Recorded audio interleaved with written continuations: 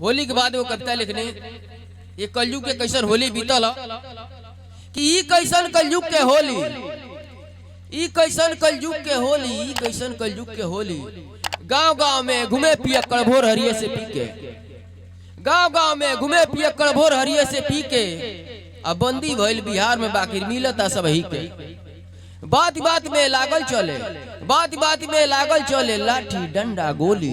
ई कैसन कलयुग के होली, ई कैसन कलयुग के होली। पुआ पकौड़ी गोजिया कहवा लौके कोहरी बोरी। अब कहीं लौकता पुआ पकौड़ी गोजिया कहवा लौके कोहरी बोरी। आ मुर्गा मछली अंडा बकरी खा खा के सब मरी।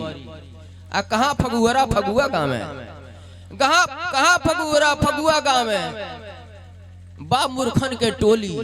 ई कैसन कलयुग के होली, ई कैसन कलयुग के होली।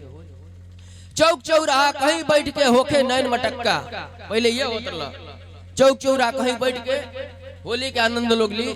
चौक चौराहा कहीं बैठ के होली, चौक चौराहा कहीं बैठ के होके नैन मटक्का। अब होली फाग जुगीरा गावा जूता बाजी पक्का। अब बुढ़वाना देवर लागे, अब बुढ़वाना देवर लागे, छूटल सजी टिबोली। ई कैसन कलयुग के होली, ई कैसन कलयुग के होली।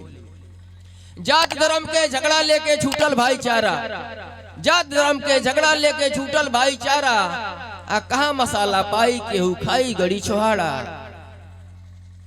रंग गुलाल मवाली भूलल, रंग गुलाल मवाली भूलल ऊ भौजी के बोली। ई कैसन कलयुग के होली, ई कैसन कलयुग के होली।